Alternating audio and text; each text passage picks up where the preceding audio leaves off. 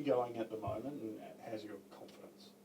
Yeah, look, it's pretty good. Obviously, come off the back of a clean sheet, which is always nice. And I guess leading into that, there was obviously the game at home where I made a mistake, but it's part of footy, and I'm a pretty resilient guy, and it knocked me around for 24 hours, and I sulked at home and kind of moped around a little bit, but I was back in Monday, flying and doing my job at training. So yeah, it didn't hold me down long. Goalkeepers, I guess that it's nature. They have to wear some of the criticism, but it feels like you wear it perhaps more than most. Does that get you? Yeah, I guess yeah, it's part of the job. You make a mistake, it's exposed, and it generally costs you a little bit more than potentially other positions. So that's the way it goes. I guess coming in here, I was brought in to do a job, and there was probably a level of expectation, which I'm glad I had. But yeah, I guess when you make mistakes and people had that level of expectation, it warrants criticism. And unfortunately for me and the group here and the club, it's I guess all my mistakes over the last couple of years have all kind of come at once. I kind of didn't really make any at Wellington for, I don't know, 85 odd games or whatever it was, and then I've made a few here. So yeah, it kind of I guess it compounds the criticism there a little bit, but people are entitled to their opinions, and it doesn't really faze me, to be honest. Are you able to put your finger on anything as to why it's gone that way? Yeah, I've sat down and thought about it a lot and tried to work through things. My processes have never changed. My training habits, my applications have never changed. My preparations. I guess a new environment obviously brings new challenges, and we have been a team under pressure probably a lot more as well. When you're playing games and you're expected to make 5 or 6 saves instead of 2, 3, 4 saves,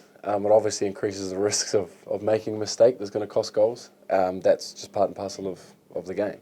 So, yeah, it's about me being able to move on from those mistakes and following on to the next action, and also preparing for games to come to me a little bit more. So I think I've come to terms with it, and yeah, hopefully the performances follow. Plenty of rumblings with your name mentioned in the lead up to the transfer windows, but it's obviously passed. Where do you see your future now? Those discussions and rumblings came from your end, not you specifically, but they weren't rumblings within here. They were rumblings from outside, so I didn't really have anything involved in that. So. Just on some of those mistakes, what's your, I guess, process when you do make a mistake? Do you do sports psychology, or do you just kind of sit and reflect? Like, what's kind of the process after that?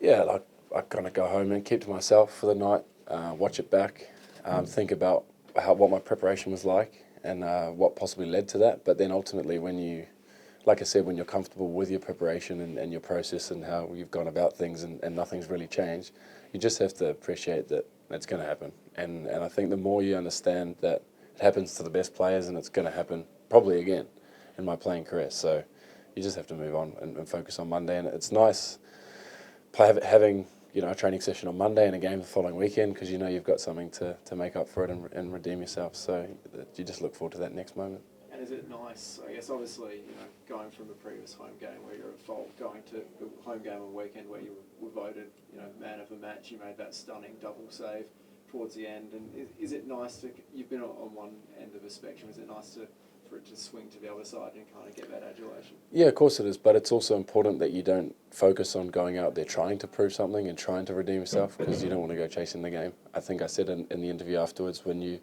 look at Sydney's attacking quality, you kind of know the game's going to come to you, so I was well aware that I would have something to do and I'd have to make contributions in that game, so it was about just staying in that level-headed frame where I wasn't going to chase something to redeem myself. I was just doing my job. Oli, Western Sydney have plenty of attacking quality as well. How are you expecting the game to go this weekend? Yeah, they do. They have a lot of attacking qualities. They have players that are very dangerous on the counter. They often leave quite a lot of numbers high, 3, 4, up near halfway, even when they're defending. Not having the likes of Nicholas Milanovic this weekend, who's suspended, obviously changes things a little bit. But they have plenty of quality within their squad that they'll replace. Antonsen, for example, is obviously a fantastic striker. Visaspor hasn't been starting, so he'll probably come into the team. But in terms of, they'll probably press us less than Sydney did this week, so hopefully we'll have a little bit more controlled possession and build up. But yeah, like I said, very dangerous on the counter, very quick to transition, very good in second phase, play. We saw even how they scored a couple of direct goals in their previous game against the Mariners, so certainly something to be aware of.